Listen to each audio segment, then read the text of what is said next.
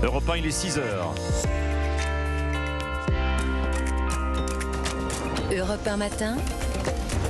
Alexandre Lemaire. Elisabeth Borne, mais c'est pas dans ceux d'Emmanuel Macron. Interrogée hier soir sur la fronde des policiers, la première ministre entend leur émotion, mais en même temps, elle insiste sur l'indépendance de la justice. Une marche blanche organisée hier soir à la Haye Malherbe dans l'Eure en mémoire d'Enzo. Cet adolescent apparemment sans histoire est tué pour un simple mauvais regard. Toujours en retard, et pas qu'un peu, les trains et les avions n'ont jamais aussi peu respecté les horaires. On vous explique dans ce journal. Et puis nous irons à l'INSEP, le centre de formation et d'entraînement des athlètes de haut niveau. Europe 1 a rencontré Lisa Barbelin, la star française du tir à l'arc. Le journal de 6h, Christophe Lamar. Bonjour Christophe. Bonjour Alexandre, bonjour à tous. C'était sa première interview télévisée post-remaniement. Elisabeth Borne a fixé le cap de la rentrée et fait quelques promesses. Un professeur dans chaque classe à la rentrée, une inflation en baisse, le gouvernement y travaille. La première ministre qui est revenue sur la fronde des policiers qui touchent plusieurs commissariats en France. Elle entend leur émotion, mais elle rappelle un principe fondamental, l'indépendance de la justice. Moi j'entends qu'il est dans son rôle de marquer son soutien aux policiers. Et je pense que tous les Français sont conscients du rôle essentiel des policiers, des gendarmes pour nous protéger. J'entends l'émotion des policiers et je pense qu'il faut que chacun ait en tête la difficulté de la tâche de nos policiers, de nos gendarmes, qui ont été mis à rude épreuve, notamment avec les violences du début du mois. Mais il y a aussi un principe important en démocratie, c'est l'indépendance de la justice et il faut que la justice puisse faire son travail sereinement. Je vous confirme qu'on est tous sur la même ligne, à la fois un soutien à nos policiers, un soutien à nos forces de l'ordre. Elisabeth Borne hier soir à la télévision, la première ministre qui a ensuite convié l'ensemble du gouvernement à dîner à Matignon. Ultime rendez-vous en présence des conjoints ou des conjointes avec leurs enfants avant la trêve estivale. Poignardé à mort pour un simple regard, une marche blanche a été organisée hier à la Haye Malherbe. C'est dans cette commune de l'Eure qu'Enzo a été tué. L'adolescent de 15 ans tué d'un coup de couteau au thorax. Son agresseur du même âge a été mis en examen pour homicide volontaire. Depuis, les 1500 habitants de cette commune réputée tranquille sont sidérés. Impossible d'admettre que l'on puisse tuer pour un simple regard. Reportage Geoffrey Branger. La marche blanche s'élance, les motos ouvrent la voie, Enzo était un passionné. De nombreux motards sont venus lui rendre hommage, comme Thomas, encore sous le choc. D'apprendre ça entre jeunes, surtout du village à côté, quoi. Je sais pas, je comprends pas là, j'arrive pas à comprendre. On vit dans un monde vraiment incompréhensible. Dans ce village de 1500 habitants, difficile de comprendre. Véronique, très émue, rose blanche à la main, avance vers le terrain de foot où Enzo venait jouer avec ses amis. Perdre un enfant comme ça, pour rien, c'est pas normal. Ça serait mon fils, un de mes enfants, je pèterais les plombs. J'ai amené ma petite fille, justement, pour lui montrer la vie, ce que c'est maintenant. Vous vous rendez compte, il était en train de marcher avec son ami. Ah non, moi je suis désolée. La gorge serrée, elle n'arrive pas à finir sa phrase. Jean, lui aussi, est venu en famille. Il est abasourdi par tant de violence. Ça aurait pu arriver à mes petits-enfants. Je suis outré, je suis là pour soutenir la famille, quoi. Se balader avec un couteau, c'est déjà prémédité, quoi, en fait.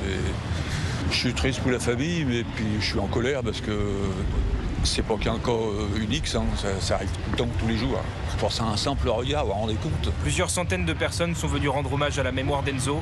Ici, c'est tout un village qui est meurtri par cette disparition. Reportage à la Haye Malherbe dans l'Eure, Geoffrey Branger. 6h03 sur Europe 1, la suite de votre journal Christophe Lamar, Alexandre Lemaire. Après la Nouvelle-Calédonie, Emmanuel Macron poursuit sa tournée dans le Pacifique. Le chef de l'État est arrivé à Vanuatu. Il a aussitôt dénoncé les ingérences et les nouveaux impérialismes à l'œuvre dans la région. Cet archipel indépendant du Pacifique Sud est l'objet de toutes les convoitises.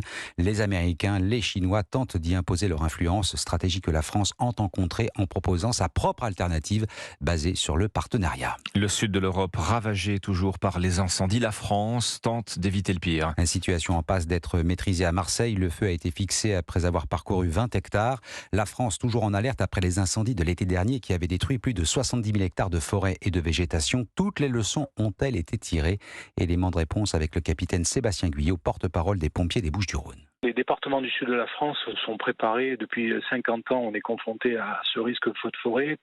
Et je pense qu'il faut rester très humble par rapport à ce risque-là. Pourquoi ? Parce que les feux de forêt, maintenant, on sait que c'est du 1er janvier au 31 décembre sous l'effet du dérèglement climatique. Le plus gros feu dans les Bouches-du-Rhône, pour l'instant, il est le 4 février dernier. Plus de 100 hectares ont été parcourus. Il faut rester vigilant, il faut rester préparé, il faut rester humble par rapport à cet aléa qui va se répandre, on l'a bien vu en année 2022, sur l'ensemble des départements, non plus de la Méditerranée, mais pour tous les départements français. Le capitaine des pompiers des Bouches-du-Rhône, Sébastien Guyot, avec Maxime Gondelot. Nos trains et nos avions auraient-ils un problème avec la ponctualité ? Ils n'ont jamais été aussi en retard depuis 10 ans, Christophe. Et le pire, c'est qu'on finirait presque par s'habituer à normal, surtout lorsque l'on doit aller travailler. Les usagers des trains de banlieue en savent quelque chose. En la matière, l'année 2022 a poussé loin le curseur du retard. Qu'en pensent les voyageurs d'ailleurs ? Eh bien tiens, Alexandra Gégy est allée à la gare Montparnasse à Paris pour leur poser la question. Je l'ai vu cette année en tout cas, moi, vraiment des trains supprimés pour rien ou quoi, des retards, je me suis trop habitué quoi.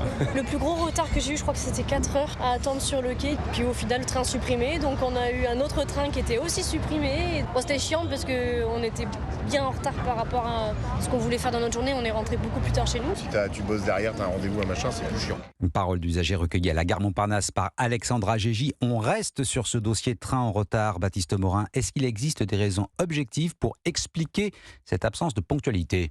Oui, en 2022, plus d'un TGV sur 10 a accusé du retard.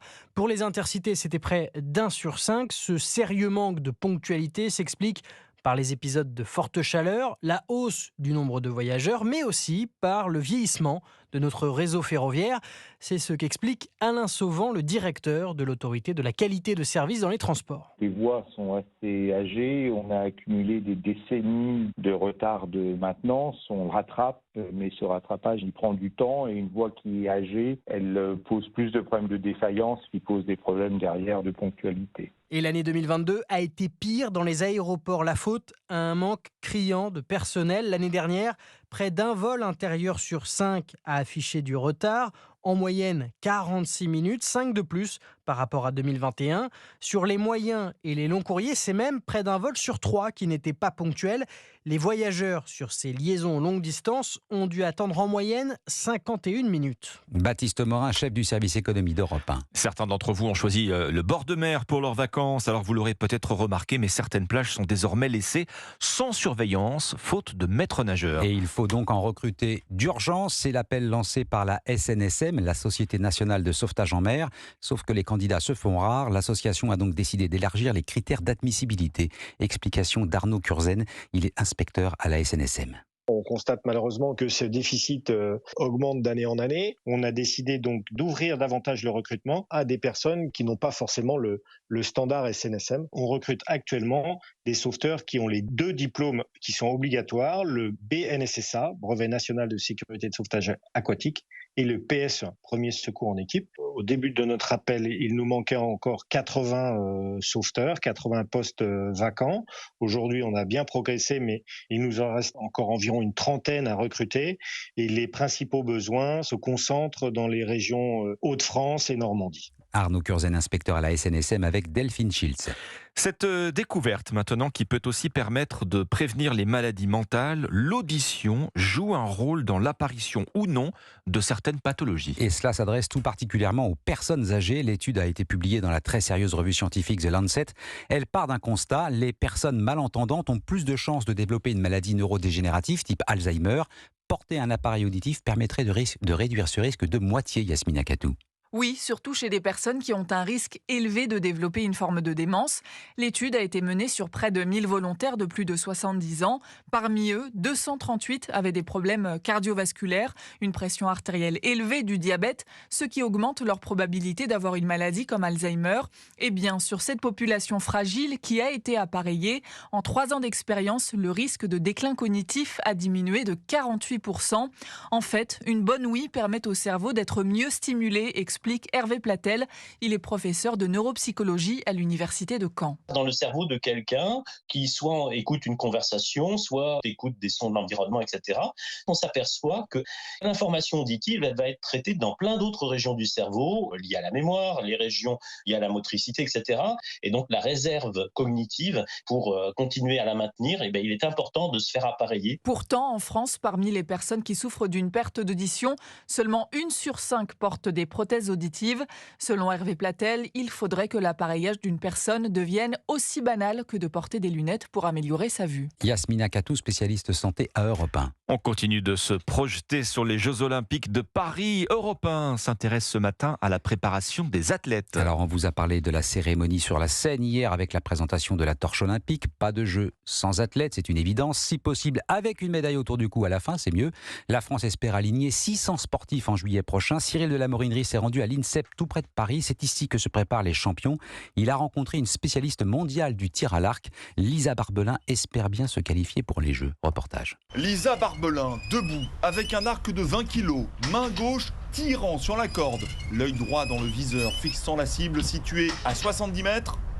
La flèche s'envole à la vitesse de 200 km/h. Ce qui m'a vraiment accroché dedans, c'était de voir le vol de la flèche arriver dans le 10. Le 10, c'est le centre de la cible, l'équivalent de la taille d'un CD. L'archère a découvert ce sport grâce à son oncle. La suite, l'athlète originaire de Lorraine est devenue championne d'Europe, a participé aux JO de Tokyo et rêve désormais de briller à la maison. Le t-shirt avec écrit France dans le dos, dans un pays où tout le monde va crier pour ça, ça a une saveur particulière. Et pour cela, Lisa Barbelin s'entraîne 10 heures par jour à l'INSEP, tout en étudiant à distance la chimie.